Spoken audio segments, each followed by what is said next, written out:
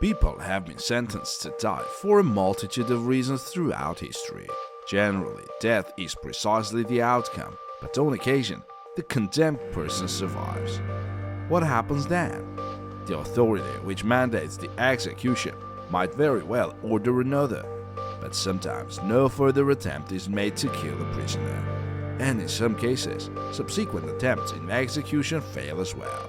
Today, we're going to tell you stories about people who walked away from their executions very much alive. But first, like this video and subscribe to our channel. This is Smart Stories channel. We tell stories that make you think. Miraculous malfunctions.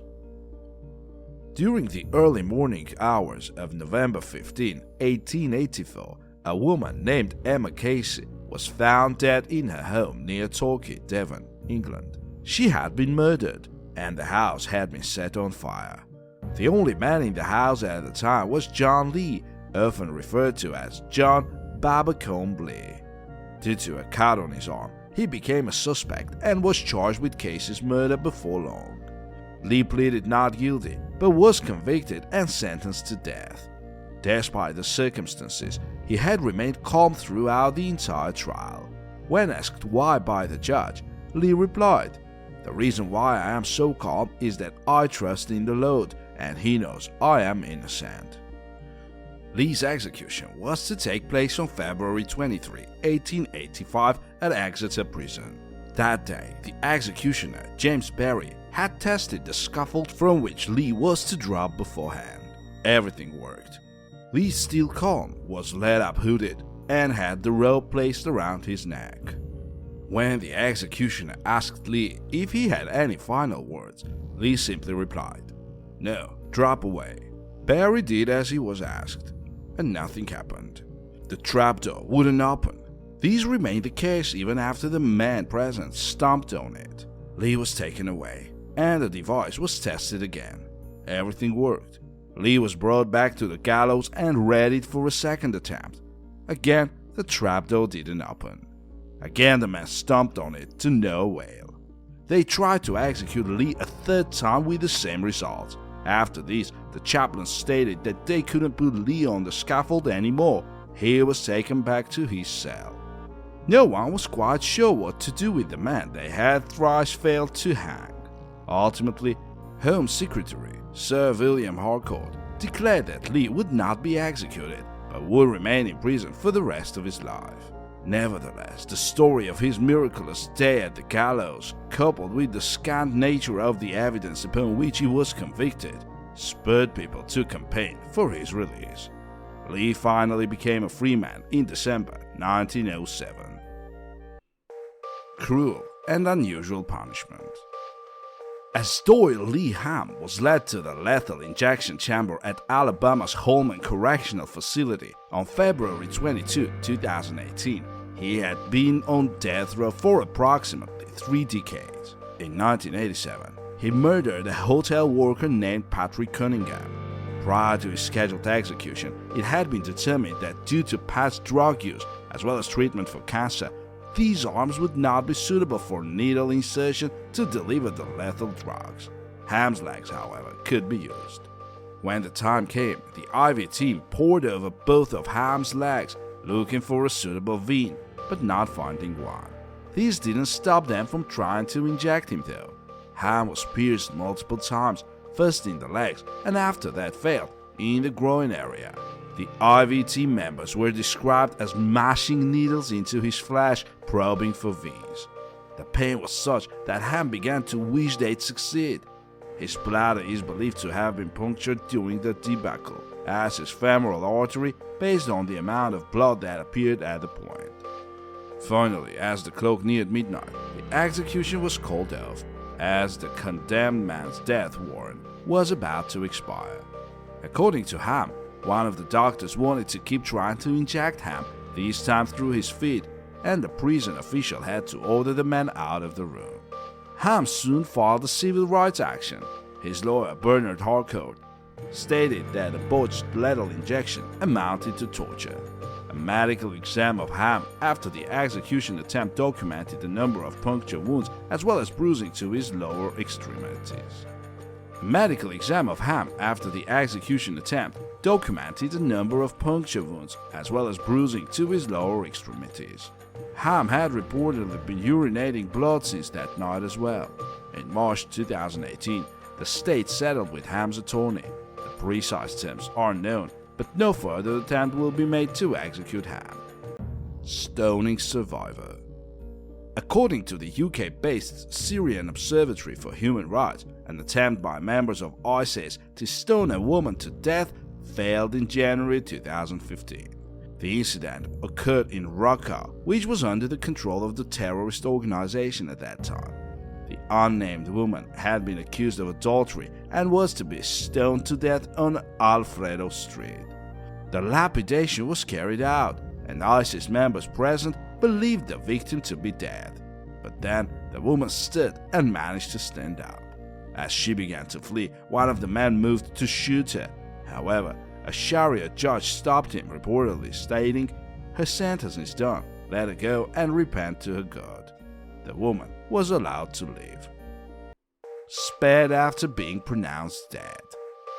In October 2013, a man identified only as Ali Reza was to be hanged for smuggling 2.2 pounds of crystal meth into Iran. His execution came just before dawn in the northern city of Bojnud, where he had been imprisoned. Ali Reza was pronounced dead after 12 minutes of hanging, and his body was taken to the morgue. The next day, Ali Reza's family was to collect his body for burial. However, a worker at the morgue noticed condensation on the plastic wrapped around the condemned man. Ali Reza was alive. He was immediately taken to a nearby hospital. The Iranian authorities promptly ordered that Ali Reza be hanged again once he'd recovered.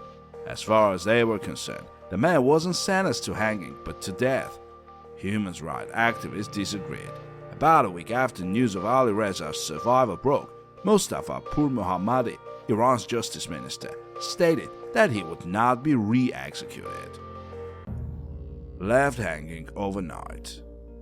Not much is known about this one, but if the account is to be believed, a woman was hanged in 1264, remained hanging until the next day, and survived. The story in question appears in a 16th century writing, The Natural History of Staffordshire by Robert Plot. A woman, Inetta de Balsham, also referred to as Judith de Balsham, had been convinced of harboring thieves. For this, she was sentenced to death. De Balsham was hanged at 9 a.m. on Monday in August, and she was left where she was until sunrise the next day. Amazingly, she survived the ordeal and was eventually granted a pardon. According to Plot, the Balsham's windpipe may have been ossified, as in bony tissue had formed. This meant that her airway was never compressed in the manner necessary to kill her. Plot described a similar case involving a Swiss man who survived multiple hanging attempts due to ossification in his neck. From a burial trench to space. In October 1964, Konstantin Feoktistov was launched into space along with two others aboard Voskhod 1, the first space flight to carry more than one person. It was also the first time man had been sent into space without spacesuits, and reaching 209 miles, the flight set a new altitude record. These would not have come to pass had a Nazi's bullet struck a little higher. Feoktistov grew up in Voronezh, which fell under Nazi occupation during World War II. At 16, he was gathering intelligence for the Red Army. Unfortunately, he was captured by the SS, who chose to execute him with a bullet to the head.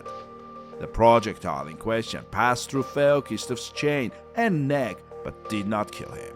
The Nazis thought he was dead though, and Feoktistov did nothing to disabuse them with his notion.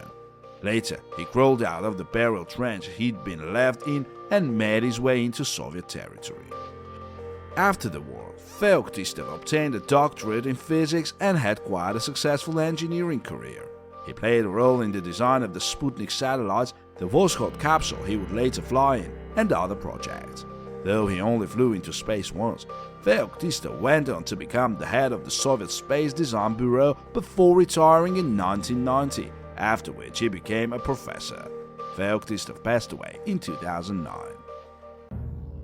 A reprieve granted by incompetence. In 1872, a condemned prisoner was said to be hanged for the murder of one Thomas Muir aboard a vessel called the Marion Rennie.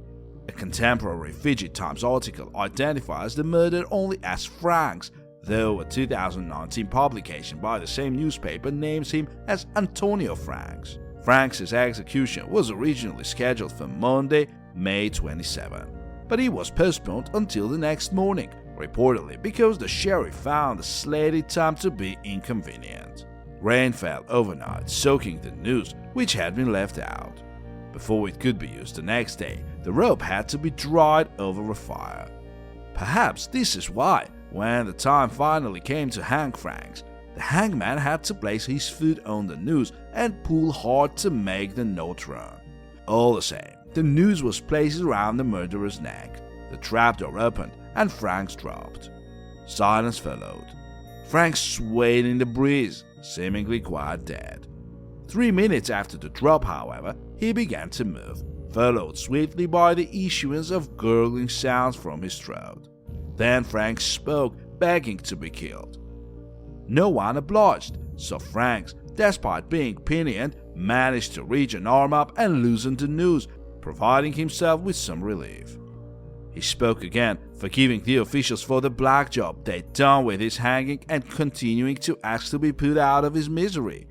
By this point, at least one man in the crowd had fainted from the spectacle. Instead of killing Franks, one of the authorities present rushed into the scaffold and cut the rope. Franks thudded to the ground, no one having moved to catch him.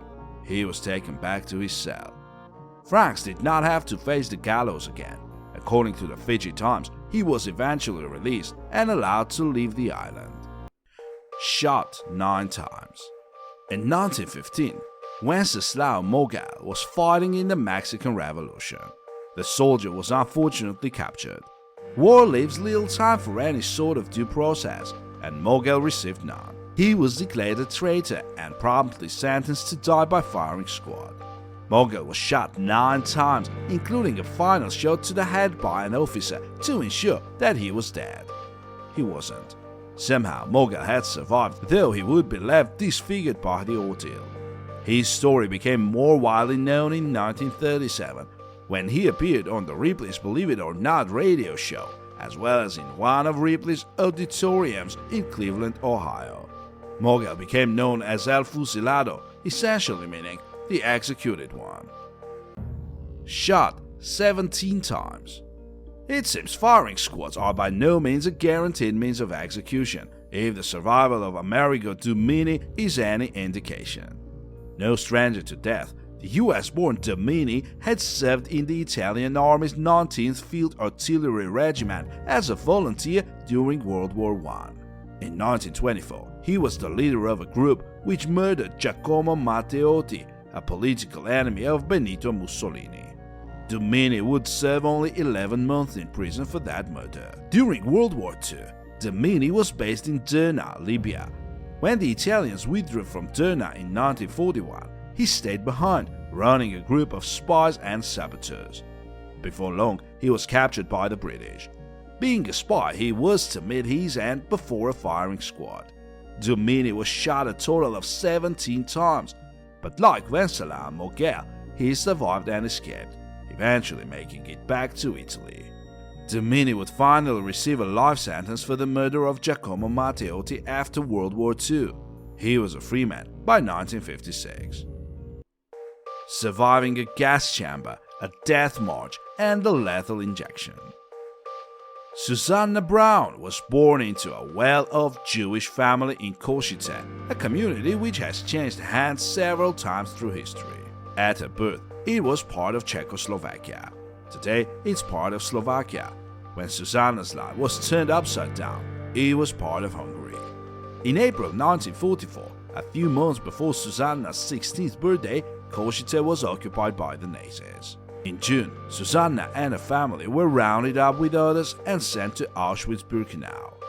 Upon disembarking from the train, Susanna was greeted with the sight of Dr. Joseph Mengele, as well as smoke from the chimneys. Nearby were 3 people who had been hanged by their feet. The males and females were separated at this point. Susanna's father's last words to her were to look after her older sister Agi, who was in poor health. Susanna, Agi, their mother, and around 30 other women were stripped naked and herded into the showers. They had been sent into a gas chamber. Some in the group waited for water. Others had more of an idea what was going on and began to panic. However, all that came from the walls was a faint smell of gas. After a few minutes, the door opened and the women were ordered out. The chamber was out of gas. The group were given dresses taken from the dead and trucked to Estonia. From there, they embarked on a death march south among thousands of other women. Susanna's mother was shot dead during the trek, after which Susanna did not speak for a month, but she never forgot her promise to look after Agi. Agi was unable to swim when the prisoners were forced to cross a wide river. Susanna rigged up a wooden flotation device to carry her sister across. Finally, the death march ended at a concentration camp called Stavov. Here Agi was placed in the infirmary and Susanna snuck food to her sister at night. The sisters nearly met their end yet again when the Nazis learned that the Russians were nearing the camp. The Germans tried to kill as many of the prisoners as they could, the chosen method being injections of strychnine and gasoline. An orderly hastily injected one woman after another. As this happened, Susanna advised Agi and a few other women to turn their arms so that the needle might miss their veins. They did so, but the effects of the poisonous cocktail were still immediate. Susanna's hand went numb.